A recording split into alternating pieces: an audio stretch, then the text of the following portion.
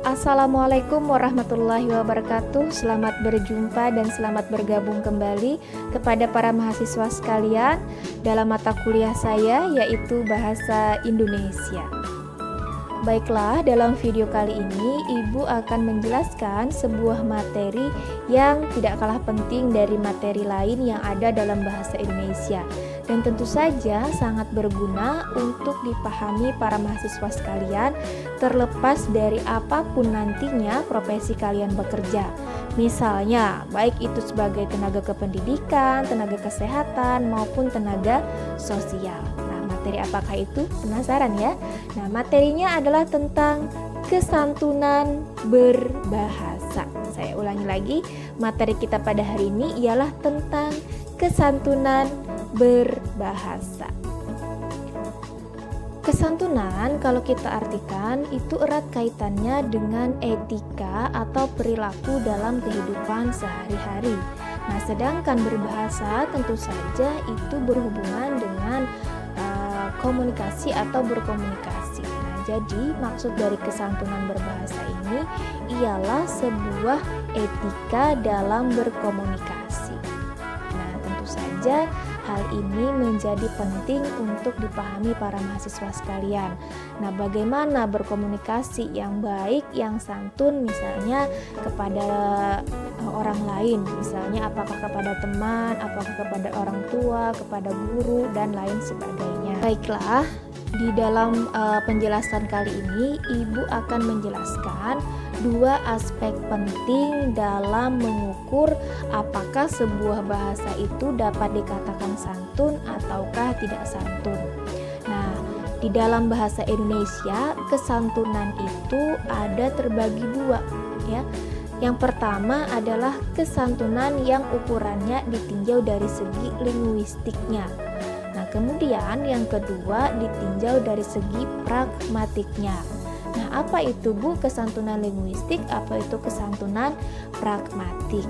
Nah, secara sederhana yang namanya kesantunan linguistik itu ukurannya sejauh mana kata-kata atau arti dari kata itu santun begitu ya atau tidak santun. Nah, linguistik ini cenderung kepada kata dan arti yang ada di dalam kamus, ya.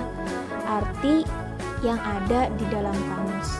Nah, sedangkan pragmatik itu ukurannya adalah makna yang terkandung di dalam kata atau arti yang bersangkutan. Lebih dalam ya. Makna itu beda dengan arti. Makna itu lebih dalam, ya.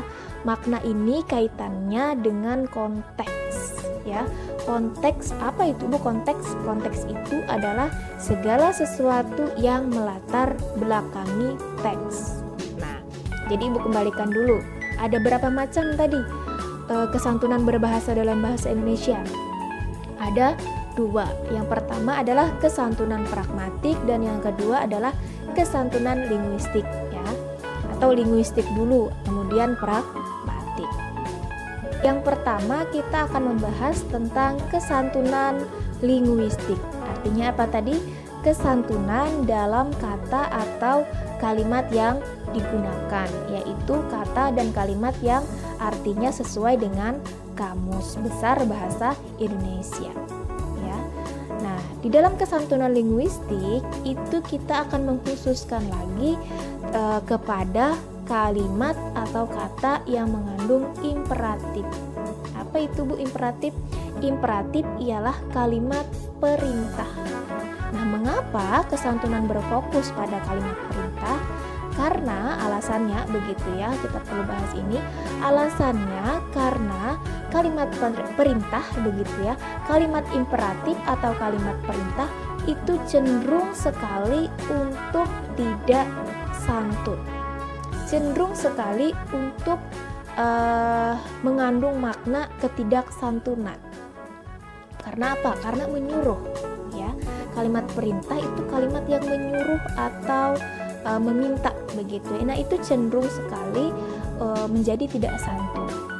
Nah, jadi pada pertemuan kali ini kita akan bahas tentang kalimat imperatif, bagaimana caranya bisa dikatakan santun gitu ya, dan apa cirinya jika dia bisa terkategori menjadi tidak santun. Kesantunan linguistik dalam tuturan imperatif itu mencakup 4 hal. Nah, yang pertama adalah panjang pendek tuturan, yang kedua urutan tuturan, yang ketiga adalah intonasi dan isyarat-isyarat kinesik, dan yang keempat adalah pemakaian ungkapan penanda kesantunan. Yang pertama adalah tentang panjang pendek tuturan sebagai penentu kesantunan linguistik tuturan, ya, tuturan imperatif atau tuturan perintah. Nah, di sini maksudnya semakin panjang sebuah kalimat atau tuturan, maka itu akan menjadi semakin santun. Nah, semakin pendek tentu saja sebaliknya menjadi semakin tidak santun. Nah, sebagai sebuah contoh, ada 3 buah kalimat begitu ya. Yang pertama, daftar hadir itu. Nah, itu satu kalimat. Kemudian ambil daftar hadir itu. Kalimat yang kedua ya. Dan yang kemudian kalimat yang ketiga, ambilkan daftar hadir itu. Nah, di antara yang 1, 2, dan 3, tentu saja yang paling panjang adalah kalimat yang ketiga. Nah, kalimat yang ketiga dianggap lebih santun daripada kalimat 1 dan kalimat 2 yang lebih pendek. Nah, di sini paham ya. Yang kedua adalah urutan tuturan sebagai penentu kesantunan linguistik tuturan. Nah, ini kita ambil contoh dulu ya.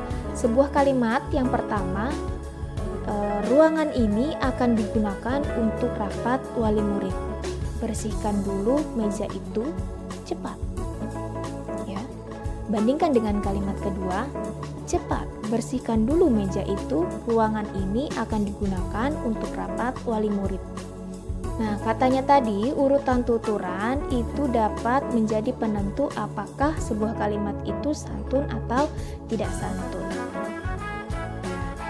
Dari kedua kalimat tadi, kalimat mana yang menurut kalian lebih santun? Apakah kalimat yang pertama ataukah kalimat yang kedua? Nah, jawabannya adalah tentu saja kalimat yang pertama. Mengapa kalimat yang pertama dikatakan santun? Ya. Karena kalimat pertama dia mengatakan atau urutan tuturannya alasan dulu yang dikemukakan, baru kalimat perintah. Nah, seperti tadi ya, ruangan ini akan digunakan untuk rapat wali murid. Alasannya dulu, baru kalimat perintah. Bersihkan dulu meja itu cepat. Nah, alasannya dulu yang diberitahukan, baru kalimat perintahnya. Nah, itu katanya cenderung untuk membuat kalimat itu santun dibandingkan dengan kalimat perintah dulu baru alasannya. Urutannya berbeda ya dari yang pertama.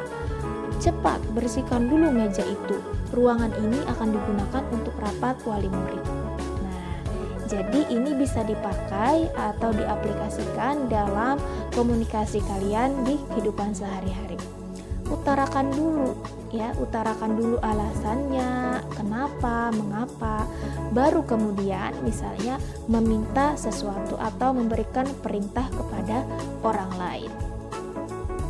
Nah, kemudian yang ketiga adalah intonasi dan isyarat-isyarat kinesik sebagai penentu kesantunan linguistik tuturan.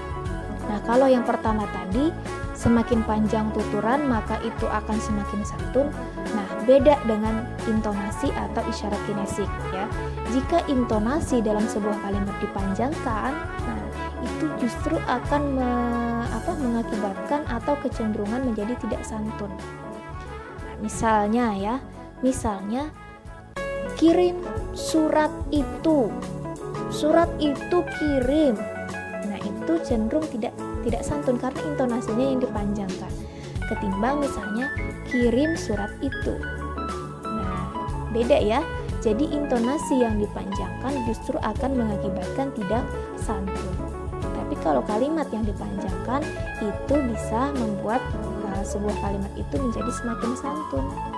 Nah, jadi intonasi ini pun begitu ya, berhubungan dengan mimik wajah ya, bagaimana ekspresi wajah yang ramah, kemudian ekspresi wajah yang marah. Nah, itu akan mempengaruhi kesantunan berbahasa seseorang. Nah, walaupun kalimatnya panjang, ya, tadi kan yang pertama semakin panjang kalimat maka akan semakin santun. Jadi walaupun kalimatnya panjang, tetapi dia ucapkan dengan ekspresi wajah yang misalnya tidak menyenangkan. Kalau dalam bahasa Banjar misalnya ya, sambil merangut. Nah, itu tentu saja mengakibatkan kalimat yang dia tuturkan itu kurang kesantunannya karena ekspresinya itu tidak menunjukkan kesantunan. Baiklah, kemudian setelah tadi urutan tuturan, kemudian intonasi tuturan, serta panjang pendek tuturan, maka yang keempat ialah pemakaian penanda kesantunan, ya. Nah, pemakaian penanda kesantunan, ya, ini ada tiga macam kata yang merupakan penanda apakah kalimat itu santun atau tidak santun, gitu ya. Yang pertama adalah kata tolong. Nah, yang kedua kata mohon, serta yang ketiga kata silahkan. Nah, ketiga penanda kesantunan ini jika kita masukkan dalam tuturan perintah kita, maka tentu saja akan menjadi lebih santun. Misalnya kita ambil dari tiga kalimat yang pertama tadi. Ambil daftar hadir itu. Nah, ambilkan daftar hadir itu. Ditambah lagi dengan kata tolong di depannya. Tolong ambilkan daftar hadir itu. Nah, tentu saja penggunaan yang ketiga tadi itu menjadikan sebuah kalimat perintah itu menjadi semakin santun, ya. Kemudian ditambah lagi dengan intonasi yang baik, begitu, yang ramah, yang ya sekiranya orang lain yang mendengarkan itu tidak tega untuk tidak melakukannya. Tolong ambilkan daftar hadir itu. Baiklah, itu tadi penjelasan tentang kesantunan berbahasa yang ditinjau dari segi linguistik tuturan. Nah, sekarang kita akan masuk pada bagian yang kedua, yaitu kesantunan yang diukur dari segi pragmatik tuturan. Nah, yang mana pragmatik ini tadi saya jelaskan sebelumnya bahwa yang kita ukur adalah makna yang terkandung di dalam arti atau kalimat yang dituturkan. Nah, yang mana pragmatik ini sangat bergantung pada konteks. Apa itu konteks? Nah, konteks itu ialah segala sesuatu yang melatar belakangi teks, ya, yang melatar belakangi tuturan. Nah, konteks ini ada banyak sekali. Yang pertama adalah bisa berupa waktu, begitu ya, atau tempat, ya, atau situasi. Nah, situasi ini ada situasi yang berupa suasana, ada juga situasi psikologis si penutur. Nah, misalnya apakah penutur itu dalam situasi yang psikologisnya sedang sedih misalnya atau sedang marah, begitu ya. Nah, itu bisa hal yang menjadi latar belakangnya. Nah, kemudian yang namanya konteks bisa bergantung pada pihak yang menjadi pihak pembicara. Nah, misalnya siapa lawan bicara kita? Apakah dia orang tua? Apakah dia teman? Apakah dia misalnya orang yang tidak kita kenal? Nah, pihak orang atau orang lain yang menjadi lawan bicara kita itu bisa mempengaruhi sejauh mana kesantunan berbahasa kita. Nah, misalnya ketika berbicara dengan dosen. Nah, tentu saja para mahasiswa sekalian itu berusaha untuk bersikap atau berbicara sesantun mungkin. Nanti akan berbeda ketika dia berbicara dengan rekan sejawat, ya, atau teman sekelas. Nah, itu namanya konteks itu bisa dilihat dari pihak atau lawan bicara. Nah, kemudian juga ada yang tujuannya, maksudnya, kemudian nada, kemudian yang lain sebagainya. Ada banyak ya yang melatar belakangi sebuah kata atau sebuah kalimat. Nah, yang namanya tadi adalah konteks. Kesantunan pragmatik. Nah, kesantunan pragmatik ini tadi kita khususkan ya pada kesantunan pada tuturan, yaitu tuturan imperatif. Nah, di dalam kesantunan pragmatik yang artinya adalah makna, ya, makna yang dituturkan apakah dia santun ataukah tidak santun. Nah, dalam tuturan ini, dalam tuturan imperatif ini, sebuah kalimat itu tidak akan diwujudkan dalam kalimat imperatif, tetapi dalam kalimat non-imperatif. Nah, jadi maksudnya begini, tujuannya atau makna yang dimaksudkan oleh penutur adalah memerintah, tetapi tidak dituturkan atau tidak dibahasakan dalam kalimat perintah. Terus dalam kalimat apa, Ibu?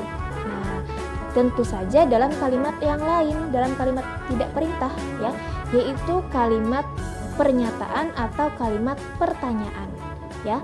Kalau dalam bahasa Indonesia ialah kalimat deklaratif dan kalimat interrogatif. Deklaratif adalah pernyataan, interrogatif adalah pertanyaan. Nah, jadi ya, kesantunan pragmatik ini bagaimana caranya? Maknanya itu adalah imperatif atau maknanya itu adalah memerintah, tetapi dituturkan dalam kalimat yang lain. Bisa dia dalam kalimat deklaratif atau dalam kalimat interrogatif. Artinya apa? Dia memerintah secara tidak langsung, misalnya dari pertanyaan, padahal maknanya memerintah, atau misalnya dari pernyataan, ya, padahal maknanya adalah meminta, begitu ya.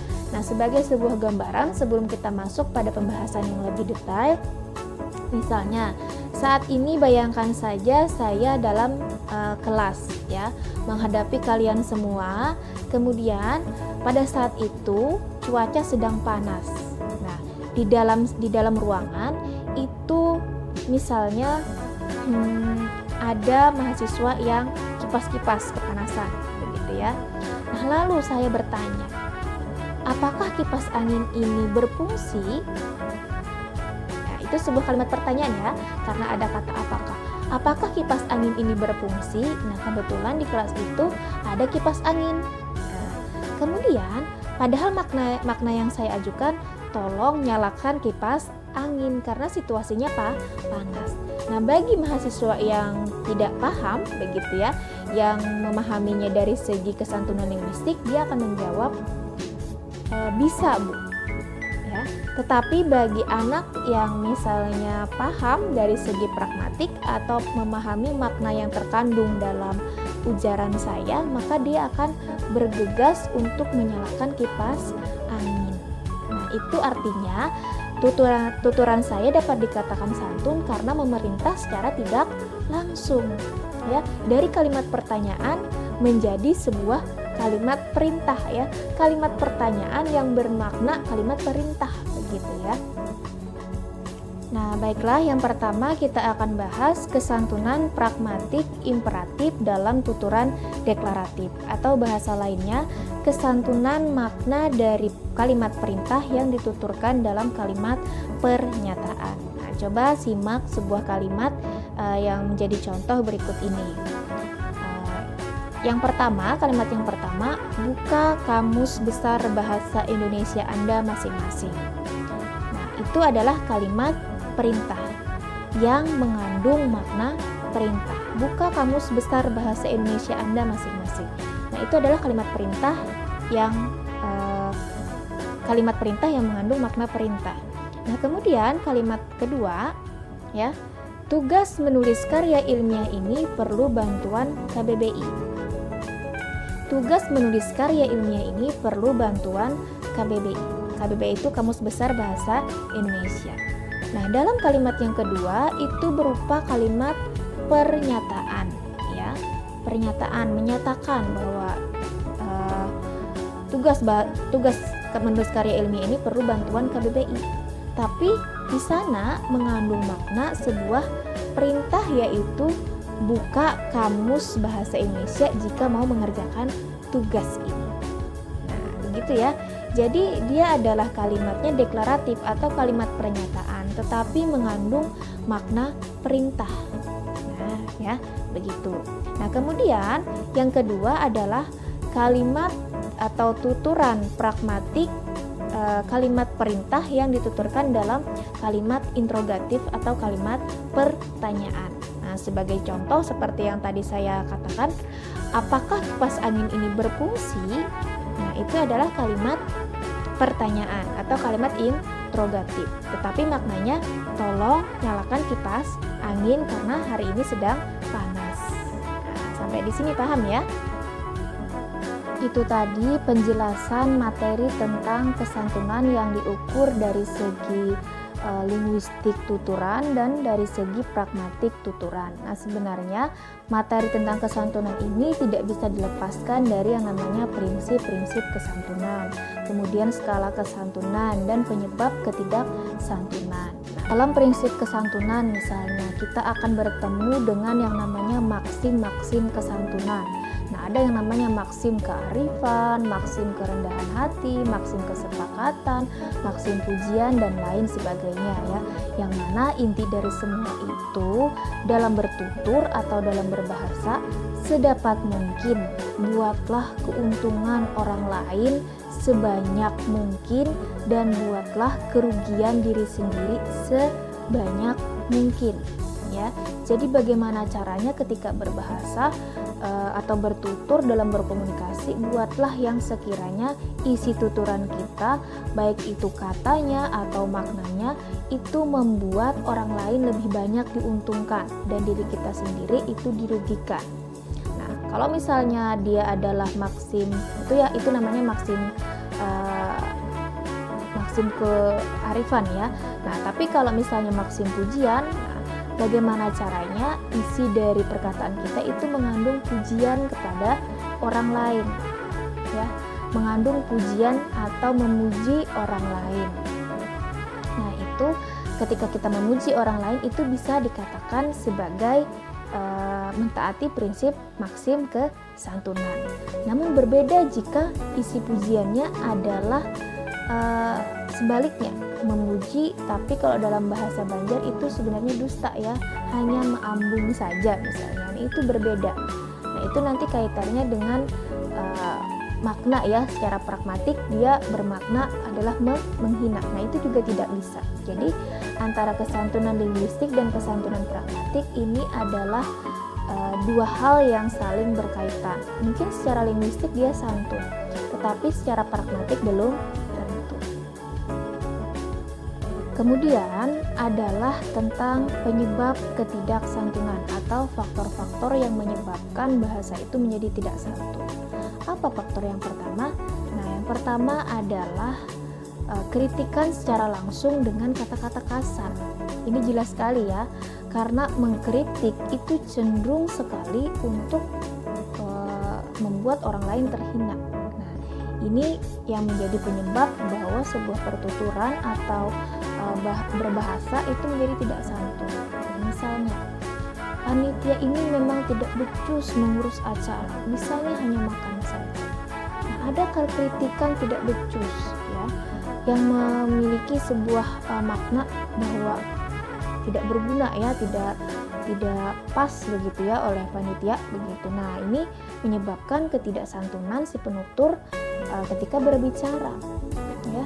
Jadi kritikan itu cenderung sekali membuat orang lain merasa terhina, merasa tidak dihormati. Nah, sehingga hal itu menjadikan si penutur berkata-kata secara kasar dan tidak santun.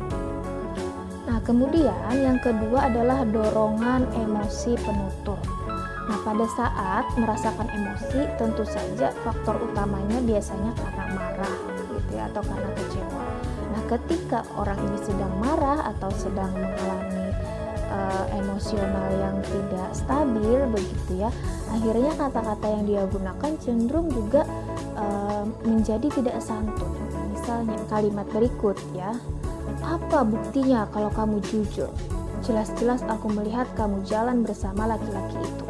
Nah, di dalam kalimat ini ada mengandung sebuah emosi yang tersirat ya, yang mana si penutur itu merasa kecewa terhadap lawan tuturnya. Nah, ini membuat kecenderungan si penutur menuturkan bahasa yang tidak santun. Selanjutnya, faktor penyebab ketidaksantunan adalah protektif terhadap pendapat. Nah, seperti contoh ya, silahkan kalau kamu tidak jujur, semua akan terbukti pada waktunya bahwa kamu tidak jujur. Nah, si penutur ketika menuturkan kalimat tersebut tersirat begitu ya, bahwa seolah-olah dia yang paling benar, dia yang paling mengetahui. Jadi perkataan yang mengandung kalimat makna ya gitu, semua kalimat atau kata yang mengandung makna protektif itu akan membuat dia menjadi tidak santun. Ya. Jadi hati-hati ketika berpendapat. Nah, kemudian penyebab ketidaksantunan yang selanjutnya ialah menuduh orang lain dan memojokkan lawan bicara. Nah, misalnya ya, puisi ini bagus sekali. Apa ini memang karyamu? Nah, itu artinya dia ada makna yang menuduh mitra tutur atau lawan bicaranya. Apakah ini memang karyamu? Begitu ya. Nah, seolah-olah kan dia menuduh bahwa ini sepertinya bukan karyamu. Begitu. Nah, hal-hal seperti ini menyebabkan bahasa yang dikeluarkan menjadi tidak santun.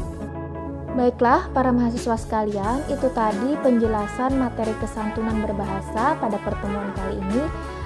Jika ada pertanyaan, silahkan diajukan, boleh lewat grup kita di Classroom ataupun di dalam grup WA. Nah, mudah-mudahan materi ini bisa bermanfaat ya, bisa dipakai dalam kehidupan sehari-hari ya, baik itu bertemu dengan rekan sejawat, teman-teman, orang tua, dosen, dan lain sebagainya. Dan mudah-mudahan dengan melakukan kesantunan berbahasa, perilaku kita dan sikap kita menjadi lebih baik. Nah, sampai di sini dulu Ibu akhiri dengan mengucap wassalamualaikum warahmatullahi wabarakatuh. Sampai jumpa di lain kesempatan.